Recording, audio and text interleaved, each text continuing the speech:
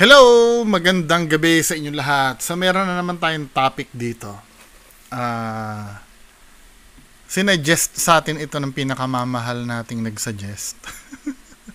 'Di ba? Ito yung topic na to ay tungkol sa mga taong spiritual. Madalas yan Parang ang ibibintang agad sa akin ng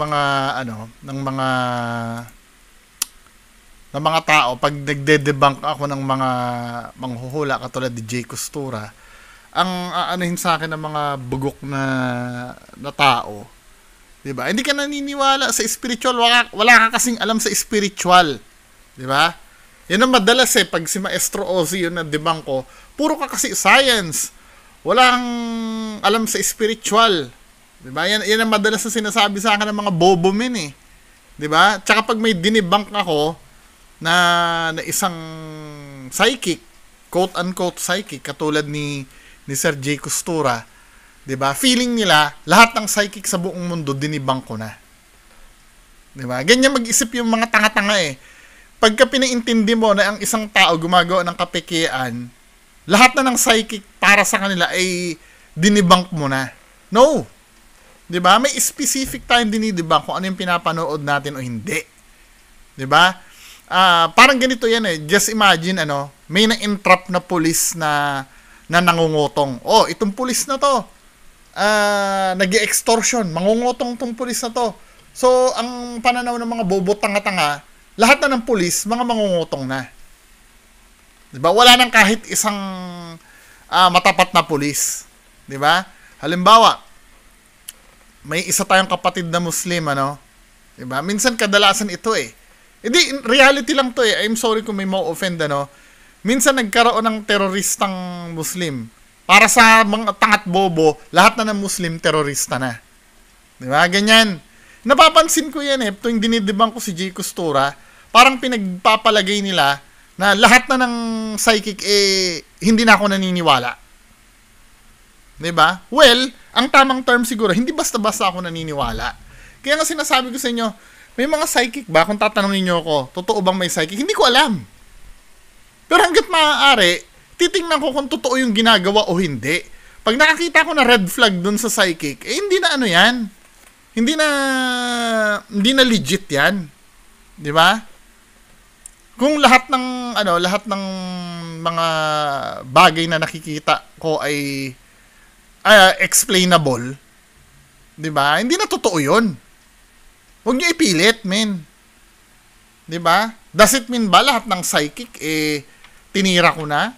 Pag may dinebunk akong isang albularyo, lahat ba ng albularyo fake na? No. 'Di ba? Doon lang tayo sa minsan ganyan ang problema halimbawa may dinebunk akong isang faith healer. Lahat ng faith healer fake na. 'Yun ang paningin nila. No. 'Di ba? Doon lang sa isang yun tayo mag-focus, huwag ka magturo ng iba.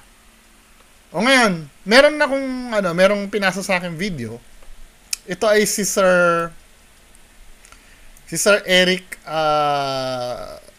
Rojas, Life Coach Services.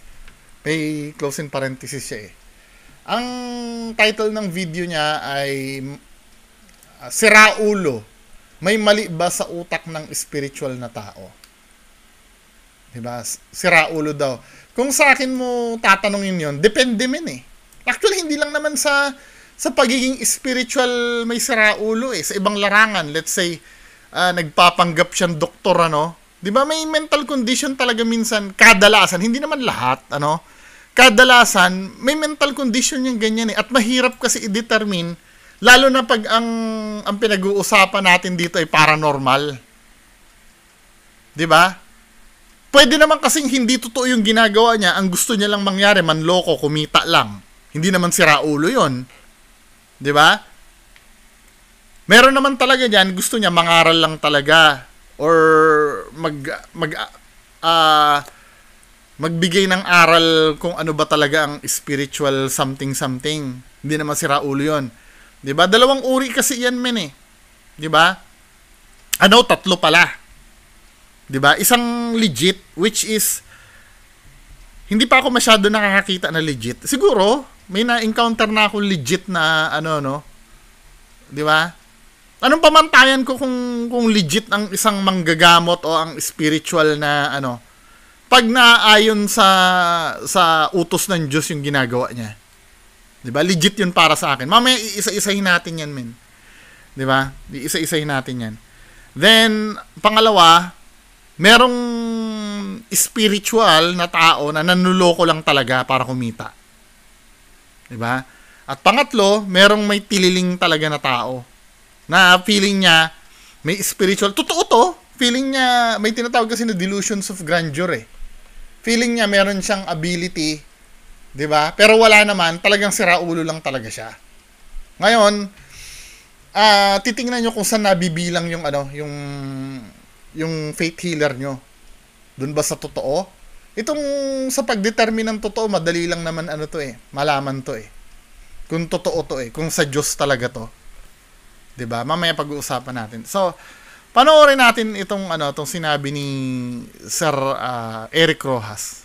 Mapagpalang araw sa ating lahat. Sira ulo ba ang mga espiritual na tao? Ang sagot dyan ay hindi. Iba lang ang isipan ng espiritual na tao kaysa sa normal na tao dahil mas bukas lang ang kakayahan ng espiritual na tao kaysa sa kakayahan ng karaniwang tao sa usaping espiritual na pagkabukas. Noong bata pa ako, medyo kakaiba ang aking karanasan at na-weirduhan ang mga tao sa akin. Nagsimula ang mga karanasan ko, mga elementary or baka mas bata pa nga siguro. Ang mga panaginip ko tungkol sa mga iba't ibang mundo, pangitain ng hinaharap, mga mahiwagang nilalang na nakikipag-usap sa akin. At so ito, papasok na ito doon sa mga typical nating nakikita sa isang psychic, ano? Yung sinasabi niyang pangitain sa hinaharap. Siyempre, kailangan nating observe. Tingnan ko nga yung channel nito ni Sir. 'Di ba? Tingnan natin itong channel ni Sir. Kakaiba na amoy ko dito kay Sir, ah.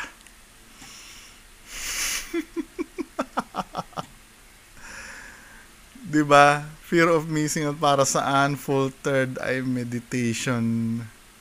Willpower, lakas ng pagdesisyon. Pero let's see, no? Malay mo naman, ano? Inuulit ko, hindi ko naman alam kung fake ang isa o hindi, kung hindi ko pa siya nakikita. Hindi ko naman sinasabing tama ako. 'Di ba? At least kahit paano may point kasi akong binibigay eh. Mamaya ipagpatuloy natin 'tong sinasabi ni Sir. Akong isang hindi mapigilang interes sa katotohanan ng espiritual. Dahil nga sa pagbabahagi ng mga karanasan kong kakaiba ay medyo na-weirduhan ang mga tao sa akin. Nag-isip sila na baliw ako or siraulo ako. Dahil nga doon ay nahirapan ako at nalulong sa bisyo para mag-cope sa mga... meron na pala tong history men eh. 'Di ba? Ito paano mo ba masasabing baliw ang ako kahit pa paano hindi naman ako expert pero nasa medical field ako, nadaanan ko yan habang pinag-aaralan. May psychiatric akong subject eh. Paano mo masasabi bang baliw ang isang tao? Pagka na siya, pag detach na siya sa reality. 'Di ba? Kasi kahit pa paano ganito para maintindihan nyo. Let's say ikaw ay may kaluluwang nakakausap. Kailangan kasi gumawa ka ng paraan para kaming wala kaming ability na katulad mo ay maintindihan ka namin. 'Di ba? Kasi kung hindi ka namin maiintindihan, unang-una talaga iisipin namin doon, baliw ka talaga. 'Di ba? Ano ibig ko sabihin? Gumawa ka ng paraan para tama ba yung term na makumbinsi kami? Hindi, para maintindihan lang namin. Huwag na makumbinsi, para maintindihan lang namin. Let's say, ganito, may third eye ka. Sasabihin mo, may nakita akong white lady dyan sa tabi mo. 'Di ba? Ako, as normal na tao, pwede ako magpanggap na ganon. Madali lang naman kasi yan eh. Pwede ko na sabihin na, dyan sa kinauupuan mo, may white lady akong nakikita dyan sa kinauupuan mo. Diyan sa likod mo, habang nakaupo ka, may white lady dyan. Kahit ako, pwede ko sabihin yun eh. Ang magkakatalo lang tayo, paano kung malalaman na totoo yung sinasabi mo? 'Di ba? For example, ang gawin mo, kung may nadideklara ka kamo na may white lady na ano, maglagay ka dito ng ano ng EMF meter. Pag pumapalo yung EMF meter, maybe, 'di ba?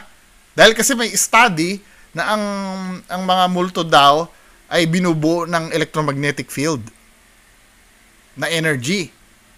'Di ba? So mababalidate 'yon. May visual evidence kami na totoo nga na merong ano dito. Meron ditong kaluluwa. Kasi nga pumapalo yung EMF meter men eh. Kung saan niya ituro, nandiyan na naman. Tapos i-double check ko, nasa tabi ko pa ba pag wala na, tapos nilagay ko ulit yung EMF meter, wala na, hindi na siya pumapalo. 'Di ba? Kailangan nauuna si psychic bago i-double check ng scientific equipment. Para nagko-corroborate tayo, para kami, mga walang ability na katulad mo, makukumbinsi kami. Talagang meron talaga siya nakita. Nagigas yung ibig ko sabihin? 'Di ba? Kasi yan ang unang-unang problema pag psychic ka talaga. Ang number one mo talagang problema, paniwalaan ka ng tao. At huwag nyo sasabihin na na hindi, itong ginagawa ko para lang ito sa naniniwala, hindi sa mga naniniwala. No! Kasama kami sa nakakakita ng ginagawa mo eh. 'Di ba? Isa rin kami sa mga eye-opener just in case na nanluloko ka. Hindi mo kami pwedeng iwasan. Yan ang kadalasan na yan ang kadalasan na pag hindi bukas ang isip mo, putang ina naman, 'di ba? Magpaliwanag ka ng mga bagay na may source ka, hindi yung katulad ng mga pinagdadadaldal mo na kung saan mo lang hinugot. Habang ako nangangamote na magpakita sa'yo ng reference ng mga dinadaldal ko, ikaw gusto mo paniwalaan ka lang sa mga bagay na dinaldal mo na hindi ko alam kung saan mo hinugot? 'Di ba? Nagigets ba ibig ko sabihin? Hindi naman pwedeng halimbawa, may malaman kang orasyon dyan na ano mo lang yan na-formulate mo lang sa isip mo yan eh.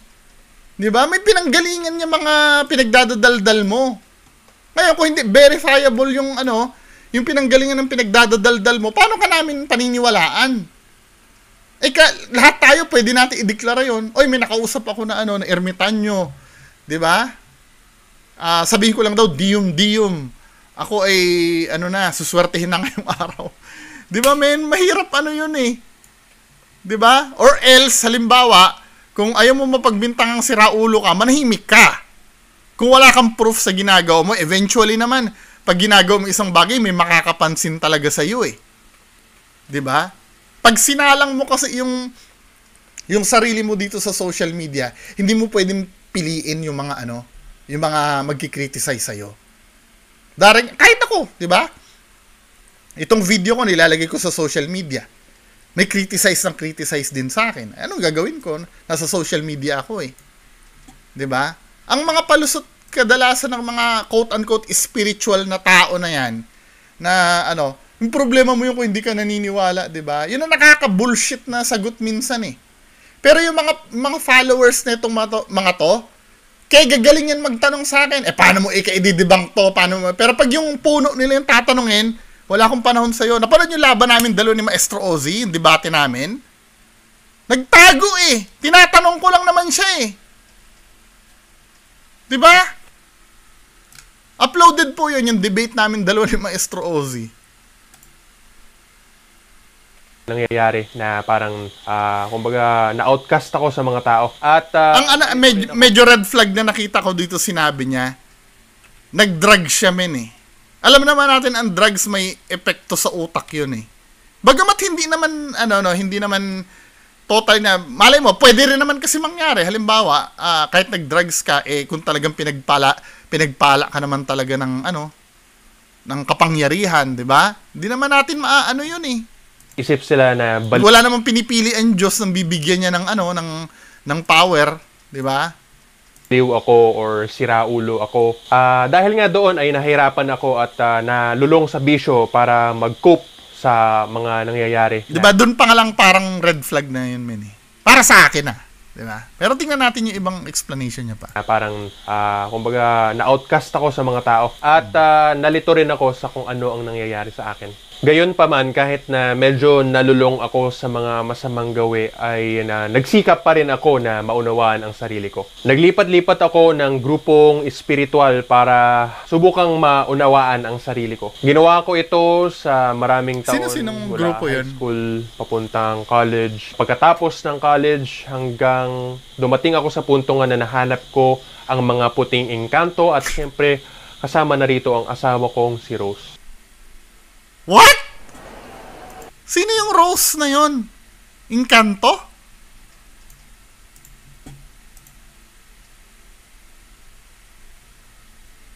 Pero men wag kayong madala minsan wag kayong madadala. Hindi ko pa sinasabing baliw to si Kuya ha. Wag kayong madala sa sa mga magagaling magsalita. 'Di ba? Kung papanoorin mo siya soft-spoken siya At kung tingnan mo, professional siya magsalita. Pero wag ka, meron kaming, sa Fatima, sino nag-aaral sa Fatima dito? May taong grasa doon sa Fatima, galing magsalita din. Akala mo, siya, talagang, dating professor daw siya noon Nakalimutan ko na yung na yun. May mga ganun tao. Dito na ako napanatag, nalinisan at naliwanagan. Hindi pala ako si Raulo. Ngayon na... Sino nagsabi? Sino nag-certify na hindi ka si Raulo? Sarili mo lang? Kasi bago ka madeklara na na hindi ka si Raulo, dapat nasuri ka ng ng mga professionals 'Di ba, men? Agree ba kayo sa akin? Parang ganito lang yan, men, Kailangan may ng mga professionals talaga para masabi na hindi ka si Raulo Kasi kung sasabihin mo yan na hindi ka, yun nga lasing nga, hindi niya inaamin na lasing siya 'Di ba? Pakinggan pa nga natin. Gamit ko na ang kakaiba kong kakayahang espiritual para makatulong sa mga tao, lalo na sa mga problema nilang espiritual. Nakakakita ako ng mga sakit gamit ang pag-aura at gumagawa. Wala to, men. 'Di ba? Pinipilit ko naman siya intindihin. Kaya lang, ang mga sinasabit niya, puro self-serving. Wala siyang third party na Parang ganito, para maintindihan nyo pag hindi self-serving ang isang bagay, Pag may diniklara ako ditong isang bagay, pag may sinabi ako isang bagay, dapat huhugot ako ng ebidensya galing sa third party source. Hindi dahil ganito, Let's say, alam mo, nagdedebate tayong dalawa. 'Di ba? Sinabi mo sa akin na yung iniinom na galing sa albularyo mo ay nakakagaling. 'Di ba? Ngayon, magpe-present tayo ng ebidensya. 'Di ba? Magpe-present tayo ng evidence. Yung pasyente na pagagalingin ay mag-undergo sa medical exam. 'Di ba? Let's say halimbawa, may na-diagnose siya na may cancer sa ulo. 'Di ba? Na-diagnose na may cancer sa ulo. Then ang sasabihin mo, iinumin niya lang itong nasa botelya na to. Gagaling siya. Ako against ako doon. 'Di ba? Magdedebate tayong dalawa. Ngayon, ininom ng pasyente, diniklara ng pasyente, naku, mukhang gumaling na yata ako. 'Di ba? Hindi pwede yung evidence 'yon. Kasi self-serving 'yun 'Di ba? 'Yun yung ginagamot syempre kung ano iisipin nun, or halimbawa ang self-serving medyo malabo yata example ko. Hindi ganito lang. Yung pinaka simpleng example na lang mga men. 'Di ba? Ganito magtatalo tayong dalawa. Sasabihin ko sa'yo, ako ang pinaka-gwapong tao sa buong mundo. 'Di ba? Anong gagawin ko ebidensya? O kausapin mo ang nanay ko. Sasabihin niya ako ang pinakagwapong. Nanay ko 'yun Nagigets niyo na self-serving? Siyempre hindi magsasabi yung nanay ko na pangit ako, ano ka ba? 'Di ba? Or kapatid ko, or girlfriend ko, o kung sino man na Siyempre sasabihin ng mga 'yon, gwapo ako. Kasi nga kahit nga sa korte bawal magsaksi ang nanay sa sa anak 'Di ba? Kasi self-serving 'yun Di ba? Saan tayo kukuha ng ebidensya? Kukuha tayo ng random na tao dyan. Tatanungin mo, gwapo ba talaga si Bungo? Di ba? Yung hindi ko siya kilala. Di ba? Hindi mo siya kilala, hindi ko siya kilala. Hindi rin pwedeng kakampi mo ang magsasabi. Siyempre, pag kakampi mo magsasabi, sasabihin niyan, pangit ako para matalo ako. Kukuha tayo ng tao na, nagigets mo ang ibig sabihin ng self-serving? Di ba? Pagpatuloy natin. Kasi itong mga sinasabi ni Kuya, puro self-serving yung sinasabi niya eh. Di ba katulad nung sinabi niya na hindi pala ako si Raulo. Sino nagsabi? Ikaw? Or may certificate ka galing sa professional na nagsasabi na clear ka? Diba? Yun ang hindi self-serving pag galing sa professional. Pero kung ikaw lang nagsabi niyan, self-serving yun. Po ako ng mga mahiwagang produkto na nakapagpapagaling sa maraming sakit na ordinaryo at mabalaghan. Nakakabukas din ako ng third eye sa pamamagitan ng free third eye meditation na binibigay ko po ng live, online at saka sa personal. Nagtuturo din po ako kung paano magpalabas ng perlas ng kapangyarihan mula sa kabilang mundo. Naggabay ako sa mga tao sa kung paano mamuhay ng maayos dito sa mundo ng tao. Siyempre, sa pamamagitan ng sarili kong halimbawa sa buhay ko na personal. Dahil ika nga, actions speak louder than words. Ang ating gawa ay mas malakas ang dating kesa sa salita lamang. Nagsasagot din po ako ng mga katanungang espiritual. Nagbabahagi ng mga espiritual na kaalaman. At nag-aaura po ako sa mga tao, bagay, lugar, para makita ng mga tao ang katotohanan mula sa isang espiritual na pananaw. Kung meron tayong mga kakayahan na kakaiba at nag-iisip ang mga tao sa paligid natin na sira ulo tayo, huwag lang natin sila pakinggan. Tuklasin... Yun na mahirap eh. Yun na mahirap eh. 'Di ba? Yan ang kadalasan, isa sa qualities din ng kulto yan eh. Pag may nagki-criticize sa isang bagay, 'di ba? Wag mong pansinin. Wag mong pansinin yan na lagi ang kasi hindi nila naiintindihan. Pero ano ba ang sinasabi ng ng banal na kasulatan diyan? Ito spiritual ang isasagot ko ha. Kasi total spiritual din lang naman ang usapan natin. Spiritual ang isasagot ko sa inyo. O ayon dito sa Bible, ito basa, no? Spiritual to ha, tong sinasagot ko, baka pilosopohin niyo na naman ako na atheist ako, mga men. O ayon dito sa Timoteo, ikalawang Timoteo 4:2 hanggang 4, basa. Ang sabi dito mga kababayan, ipangaral mo ang salita ng Diyos. Pagsikapan mong gawin iyan, napapanahon man o hindi. Himukin mo at pagsabihan ng mga tao at palakasin ang kanilang loob sa pamamagitan ng matiyagang pagtuturo. 'Di ba? Sapagkat darating ang panahon na hindi sila makikinig sa wastong katuruan. Sa halip susundin nila ang kanilang hilig. 'Di ba? Maghahanap sila ng mga tagapagturo na walang itinuro kundi ang ibig lang nilang marinig. Yung mga self-serving 'di ba? Sinasabi yung mga nagtuturo daw na ang ibig lang nilang marinig daw. Maghahanap sila ng tagapagturo na walang ituturo kundi yung mga gusto lang nilang marinig, katulad nitong nire-reactan natin. 'Di ba? Wag daw pakinggan eh. Ulitin nga natin sinabi ni Sir. Ano ang kakayahan ulo tayo? Wag lang natin sila pakinggan. 'Di ba? Wag lang daw natin pakinggan kasi ayaw niya yung naririnig niya. Ang gusto niya lang marinig, yung gusto niya lang marinig eh. Pero ang utos ng Diyos ano ba? 'Di ba? Ang nakalagay dito palakasin ang kanilang loob sa pamamagitan ng matiyagang pagtuturo. Pinapatyaga ka palang magturo, Hindi dapat tayo magsisettle dun sa, wag mong pansinin yan, di ba? Yan ang kadalasan na mentality ng mga kulto. Di ba? Pag hindi na kayang sagutin, wag niyong pansinin, yan ay naninira lamang. O bakit hindi mo harapin? Di ba? Yung mga quote-unquote na naninira sa'yo. O, ayon naman dito sa sa Filipos 1:14. Basa. Kaya karamihan sa mga kapatid sa Panginoon ay nagkaroon ng lakas ng loob na ipahayag ng buong tapang at walang takot ang salita ng Diyos dahil sa aking pagkabilanggo. 'Di ba? Yung palang mga yung mga kapatid sa Panginoon pala noon, nagkaroon ng lakas ng loob na ipahayag ng buong tapang men eh. Pero kung duduwag-duwag yung nyo, para hindi humara, para sabihin na walang oras diyan, 'di ba? Huwag niyo silang pansinin, 'di ba?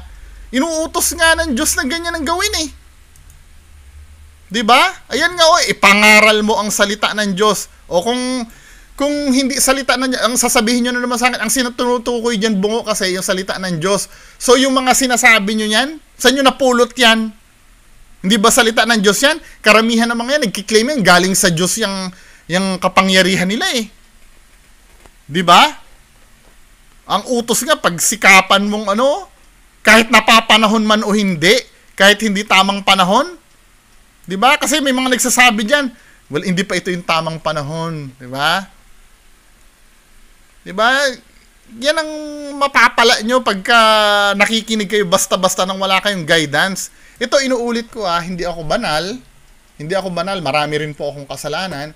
Pero kung i-cross-check natin ang Bible, di ba? Na kung saan nanggagaling ang konsepto ng Diyos at sinasabi nila na yung kapangyarihan nila ay galing sa Diyos, ito yung pagbabatayan natin.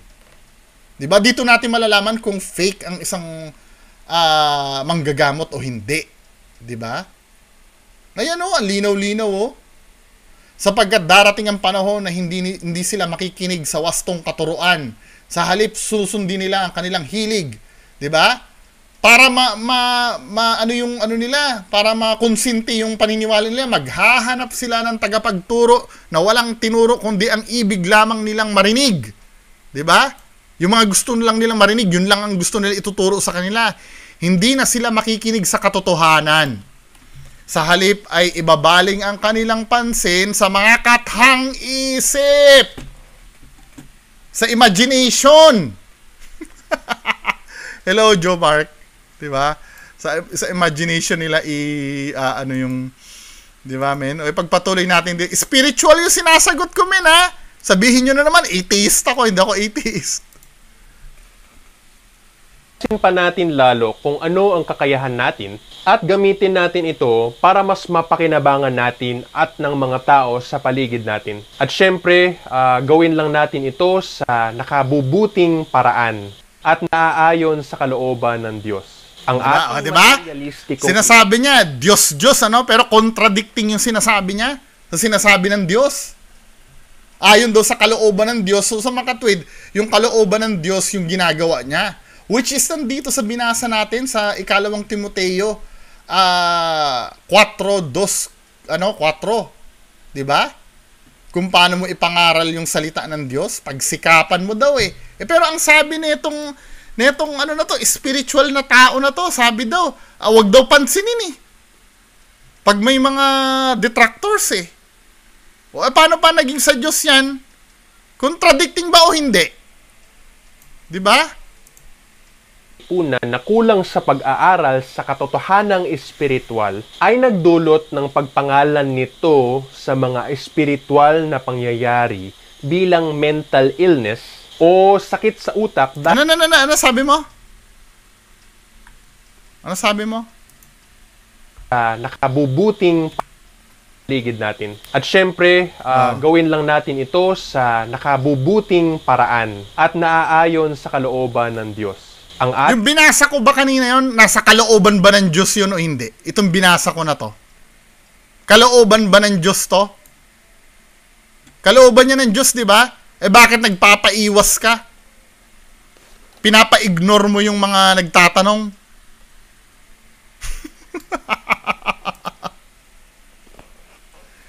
Ting materialistikong lipunan na kulang sa pag-aaral sa katotohanang espiritual ay nagdulot ng... Paano mo nasabing kulang sa katotohanan sa pag-aaral sa spiritual? Ano yung pamantayan mo? 'Di ba? Doon sa unang banat mo pa nga lang mali-mali na eh. Ayon sa spiritual na source eh. 'Di ba? Tapos sasabihin mo, kami pa yung mga kulang sa kaalaman sa spiritual? Ang pagpangalan nito sa mga espiritual na pangyayari bilang mental illness o sakit sa utak dahil sa kakulangan sa katotohanan sa espiritual na pananaw. Magbabahagi po ako. Kaya nga dapat masuri ka eh. 'Di ba? Masuri ka dapat eh. O basahin uli natin para malaman natin na utos ba ng Bible 'yon na kailangan masuri ka? O hanap uli tayo ng talata. Ayon dito sa talata. Nagiging pastor na ako Sa unang Juan 4, mga kababayan ko, ito yung utos ng Diyos. Ito pa sinasabi sa talata. 'Di ba? Mga minamahal, huwag niyong paniwalaan ang bawat espiritu. Sa halip, subukin muna niyo ang mga espiritu kung sila ay mula sa Diyos, sapagkat maraming bulaang propeta ang naririto sa sanlibutan. Anong sabi? 'Di ba? Anong sabi? Suriin eh. Bakit ayaw mo magpatanong? 'Di ba? Bakit sinasabihan mo wag pansinin yung mga magtatanong? Utos ng Diyos 'yun eh. At sinabi mo kanina, 'di ba? Mamuhay ng ayon sa kagustuhan ng Diyos ka mo, 'di ba? Sinong Diyos ba yung tinutukoy mo? Si Satanas ba 'yan? Kasi alam ko yung Diyos na tinutukoy sa Bible, nagpapasuri 'yun eh. 'Di ba? Ayan ang sinabi Ikaw naman, pagpatuloy natin. Magbabahagi po ako rito ng mga ilang kondisyon na inaaral ng mga psychologist at psychiatrist, pero ibabahagi ko po ito sa isang spiritual na pananaw. Ang mga psychologist ay nagsasabi na may schizophrenia or kahalintulad na sakit sa utak ang mga tao kapag nakakarinig sila ng mga boses. Yes! Nakakakita hallucinations ang tawag doon. Ng mga bagay na wala naman talaga doon. Halimbawa, mga multo. Sa spiritual na pananaw, no, hindi not necessarily multo. Pero syempre halimbawa niya lang pala 'yon. Okay lang. Dalawa kasi ang uri ng ganyan eh. May tinatawag na illusion at hallucination. Anong difference ng dalawa? Ang hallucinations, mga bagay yun na walang sensory input. Yung out of nowhere, 'di ba? Nakatingin ka diyan, bigla kami nakitang ahas. Na wala naman. 'Di ba? Ang illusion, 'di ba? Meron kang kaya lang natitrick yung mind mo. May nakita ka lubid diyan, 'di ba? Akala mo ahas, 'yun ang illusion. 'Yun ang difference ng hallucination. Hallucination tsaka delusion. 'Di ba, men? May pag-aaral lahat diyan. 'Di ba? I mean, hindi naman sasabihin ng hindi naman nag-aaral eh. Hindi katulad naman ng tinamo yung mga sinasabi nga dito ni Sir, puro hugot sa hangin eh. Kita ng mga bagay na wala naman talaga doon. Halimbawa, mga multo. Sa spiritual na pananaw ay mayroon lang mga gusto makipag-usap sa tao na pinapakitaan ng mga multo or nakakarinig ng mga boses. Kadalasan ang mga naririnig na boses o nagpapakita ng mga multo ay mga namatay na tao na may kaugnayan sa tao na pinapakitaan upang humingi ng tulong sa tao na pinapakitaan o pinaparinigan nila para makatawid na sila sa kabilang buhay ng matiwasay. Sa isa pang banda, mayroon ding mga kaso ng multiple personality disorder o ang isang tao ay maraming personalidad. Sa spiritual na pananaw ay sinasapian ang tao ng iba't iba. So, ito, anong nangyayari? Tinuturuan ni Kuya na pumasok sa fantasy yung yung mga tao. Parang i-prioritize nyo muna. Let's say, halimbawa, may nakikita ka ng baliw dyan, i-prioritize nyo munang maniwala. Or, actually, parang ang dating sa akin, sinasabi niya, yun yung spiritual, spiritual explanation dun eh. Yung, pag may split personality daw, maaring yun ay na-possess. 'Di ba? Ang tanong kasi dito, paano mo ma-differentiate ngayon bilang isang spiritual na tao? Kasi alam naman natin, nag-i-exist talaga yung mga baliw. 'Di ba? Nag-i-exist talaga yung mga baliw at may scientific studies na totoo talagang may mga baliw. Ngayon, ang mahirap kasi dito, yung spiritual stuff nyo niyan, mga spiritual stuff nyo, Wala tayong makukuhang concrete evidence dyan eh. 'Di ba? Turuan mo kami paano ma-differentiate namin kung yan ay totoong sinaniban sa hindi lang yan baliw. Kasi parang the way ka magsalita, sinasabi mo, ang interpretasyon namin diyan sa may may multiple personality ay nasasaniban. 'Di ba? Come on, hindi pwedeng ganon. Dapat may namin kasi nag-i-exist talaga ang baliw. Tingnan mo, the way siya mag-explain ha. Tingnan mo. Sa isa pang banda, mayroon ding mga kaso ng multiple personality disorder o ang isang tao ay maraming personalidad. Sa spiritual na pananaw ay sinasapian ang tao ng iba't ibang espiritu. Diba, men? Parang inaano niya agad eh. Ina-explain niya parang sa mundo na ito ni Kuya, hindi nag-i-exist yung mga baliw. Diba? Parang hindi binigyan niya kagad ng explanation na pag ang baliw, halimbawa may multiple personality disorder, ay sinasapian lang daw yon. Napaka-dumb nito, dangerous to me eh. Diba? Insult to do sa mga professionals eh. Kaya nga, iba't iba rin ang ugali na ipinapakita ng tao na ito dahil sa kakulangan sa kaalamang espiritual ay... Hindi, ang ganito kasi no-offend kasi ako pagka ganyan ang sinasabi. Parang kulang ka lang sa... So, yung mga nag-aral ng mga 10 taon bilang doktor, 'di ba? Yung may mga diploma, may mga lisensya, kulang sa kaalaman 'yon. Pag na-diagnose nila ang isang tao na ayon sa data na nakukuha nila, kulang sa kaalaman 'yon. Masyado naman to. Bakit yung kaalaman mo, paano namin mabe-verify yan? Kung yan ay totoong ibinigay ng Diyos yan sa'yo. 'Di ba? Kung totoong gift yan sa'yo. Kung tutuusin nga, sabi ng Bible, yung mga katulad mong gumagamit sa Diyos nga, pag-ingatan namin eh. Basa uli. Tama, puro spiritual na sinasagot ko dito eh. Mateo 24:24. Basa. Anong sinasabi sa Mateo 24:24? Dali lang bagal ng Google ko eh. Diba? Anong sinasabi sa mga katulad mo na na ganyan na mga taong hindi sinusunod yung nasusulat. Malinaw naman kanina, di ba? Hindi niya sinusunod yung nasusulat. Bigyan ko muna kayo ng example. Katulad nito, ano ba sinabi niya kanina? May siya ng third eye. Tapos may vision siya sa future. Yun ang sinabi niya kanina eh. Ano ba sinasabi ng Diyos diyan? Ayon sa Levitico 19:31. Ayan huwag kayong sasangguni sa mga kumakausap sa mga espiritu ng mga namatay. O di ba? O sa mga manghuhula, kayo'y itinuturing na marumi kapag sumangguni kayo sa kanila. O yun na sinasabi, O anong sabi ng mga tao sa mga katulad mo? O ayon dito sa Mateo 24:24, 'di ba? Sapagkat may lilitaw na mga huwad na Kristo at mga huwad na propeta, magpapakita sila ng mga kamanghamanghang himala at mga kababalagan upang iligaw kung maaari maging ang mga hinirang ng Diyos. 'Di ba? Baka nga mami, instrument ka pa ng demonyo para iligaw kami. Kasi nga lahat ng mga sinasabi mo, chine-check ko lahat. Bawal sa Bible eh.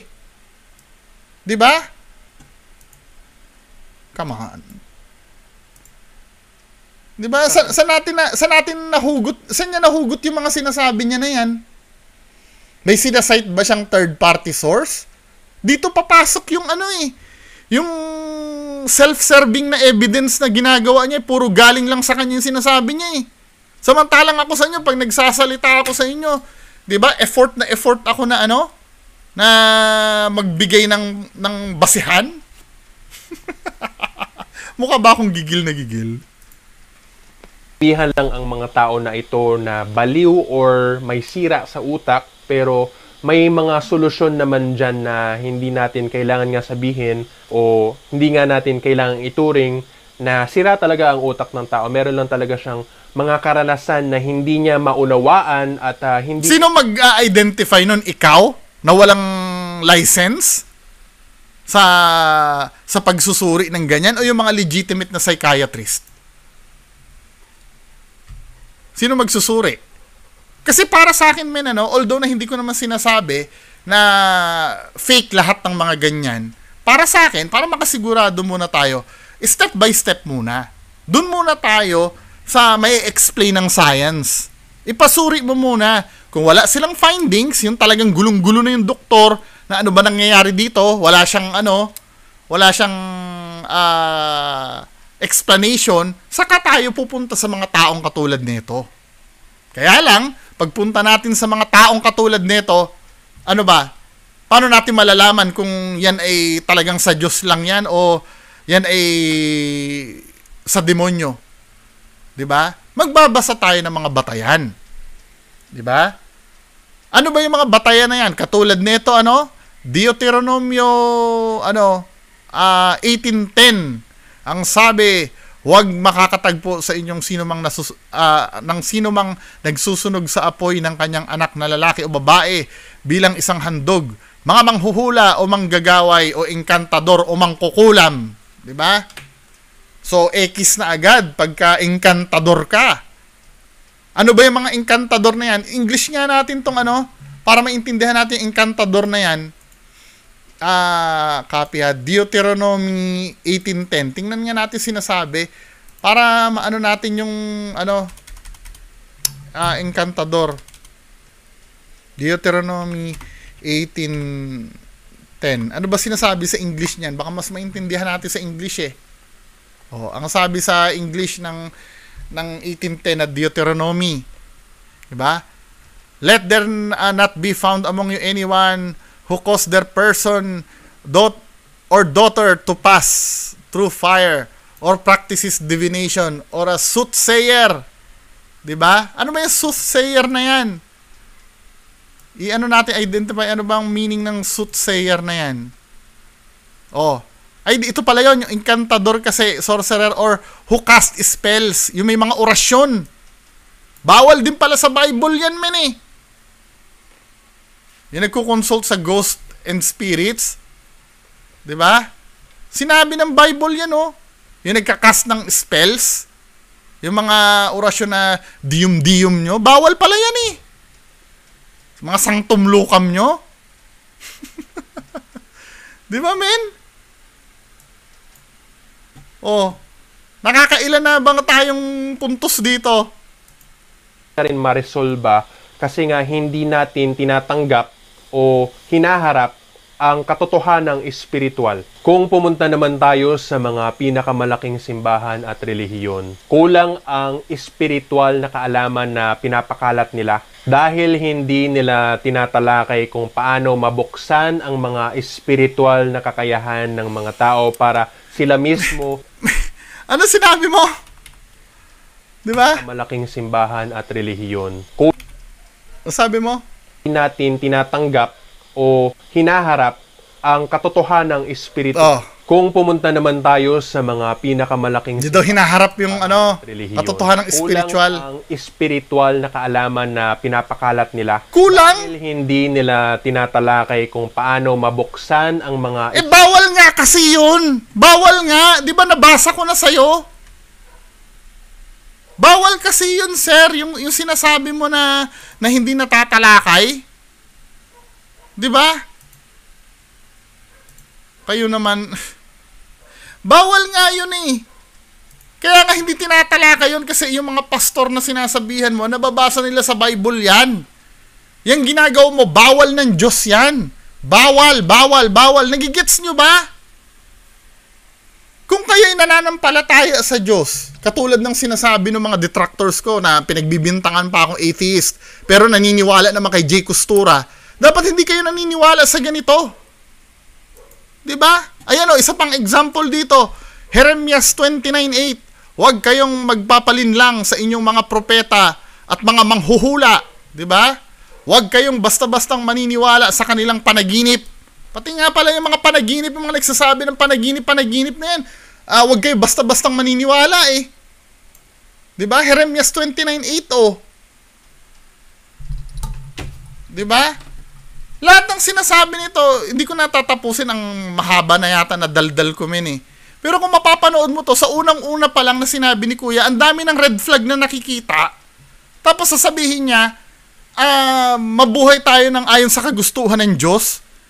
Puro mga kagustuhan ng Diyos yung binabasa ko, puro kontra yung ginagawa niya eh. Yung pagbubukas ng third eye ba yun? Nasa Bible ba yun? Huwag niyo akong pipiloso. Bakit kailangan nasa Bible yun? Talagang wala sa Bible yun. Sinabi niya sa kagustuhan daw ng Diyos eh. Mabuhay tayo sa kagustuhan ng Diyos eh. Bakit hindi natin pakikinggan ang Bible? Nandun yung kagustuhan ng Diyos. Diba? Siya rin ang nagsabi nun. Tapos ipagmamalaki niya na na yung mga walang nalalaman daw, hindi daw bukas. Diba, men? Huwag niyo akong bubulshitin dahil lahat ng sinagot ko dyan, puro spiritual lahat. Huwag matigas ang ulo. Yun lang, maraming salamat, bye-bye.